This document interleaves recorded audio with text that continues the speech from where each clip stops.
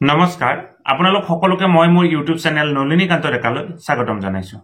আমাৰ ৰাজ্য চৰকাৰৰ অধীনৰ কৰ্মচাৰীসকলৰ কাৰণে এটি বহুত বেছি ভাল খবৰ আহিছে। আজি ভিডিঅ'টোৰ জৰিয়তে সেই কথাখিনি আলোচনা কৰিবৰ কাৰণে চেষ্টা কৰিম।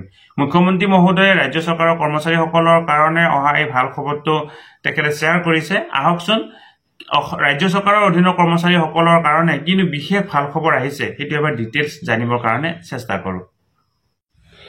ছাৰ বাইদেউসকল, এইটো হৈছে মুখ্যমন্ত্ৰী মহোদয়ে সামাজিক মাধ্যমত শ্বেয়াৰ কৰা এটি বিশেষ পোষ্ট। ইয়াতে কি উল্লেখ কৰিছে চাওক, আমাৰ চৰকাৰ ৰাজ্যৰ সকলো শ্ৰেণীৰ জনসাধাৰণৰ বাবে সমানে দায়বদ্ধ।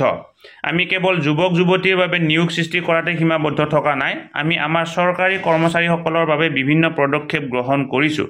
এই সুবিধাসমূহৰ ভিতৰত আমি ৰাজ্য চৰকাৰৰ সকলো কৰ্মচাৰীকে ব্যয়শূন্যভাৱে অৰ্থাৎ জিৰ' কষ্ট বীমাৰ সুবিধা প্ৰদান কৰিছোঁ।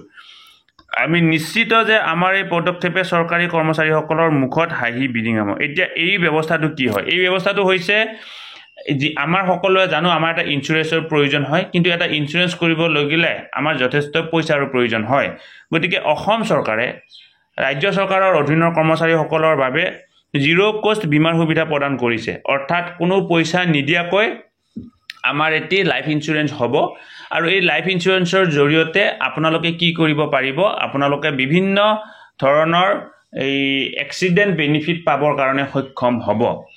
এতিয়া কথাটো হ'ল, আপুনি যদি এই এক্সিডেণ্ট বেনিফিট পাব লাগে বা এই বীমাৰ সুবিধা পাব লাগে, তেতিয়াহ'লে আপোনালোকৰ কোনো পইচা দিব নালাগে। ষ্টেট বেংক অফ ইণ্ডিয়াৰ লগত ৰাজ্য চৰকাৰৰ ইতিমধ্যে MIO চাইন হৈছে, আৰু তাৰ ফলস্বৰূপে ৰাজ্য চৰকাৰৰ অধীনৰ কৰ্মচাৰীসকলক বিনামূলীয়াভাৱে এই বীমাৰ ব্যৱস্থাটো উপলব্ধ হ'ব।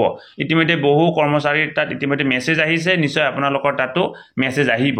কিন্তু এই ক্ষেত্ৰত এটা কথা আছে, আপোনালোকৰ তাত মেছেজ আহিব লাগিলে বা আপোনাৰ এই বিনামূলীয়াভাৱে জিৰ' কষ্টত আপোনাৰ বীমাৰ সুবিধাটো পাবলৈ হ'লে আপুনি আপোনাৰ একাউণ্টটো কি কৰিব লাগিব, চেলাৰী পেকেজ কৰিব লাগিব। ষ্টেট গভৰ্ণমেণ্ট চেলাৰী পেকেজৰ অধীনত আপোনাৰ একাউণ্টটো আপগ্ৰেড কৰিব লাগিব। এতিয়া আপুনি যদি আপোনাৰ একাউণ্টটো ষ্টেট গভৰ্ণমেণ্ট চেলাৰী পেকেজৰ অধীনত এতিয়ালৈকে আপগ্ৰেড কৰা নাই, তেতিয়াহ'লে আপুনি এই সুবিধাখিনি নাপাব। ইয়াৰ উপৰিও চৰকাৰী আন সুবিধা আপুনি নাপাব। গতিকে আপুনি আজিয়েই আপোনাৰ একাউণ্টটো চেলাৰী পেকেজ হয় নে নহয় সেইটো চেক কৰক। সেইটো চেক কৰিবৰ কাৰণে এই ভিডিঅ'টো আপোনালোকে চাওক। এই ভিডিঅ'টোত মই চেলাৰী পেকেজ কি হয় বা কেনেকুৱা ধৰণে আপুনি চেলাৰী পেকেজ চেক কৰিব পাৰিব সেই কথাখিনি কৈছোঁ।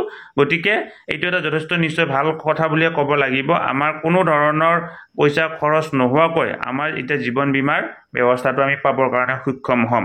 পৰৱৰ্তী পৰ্যায়ত ইয়াক লৈ আৰু ডিটেইলছ খবৰ আপোনালোকক জনাবৰ কাৰণে চেষ্টা কৰিম। ধন্যবাদ।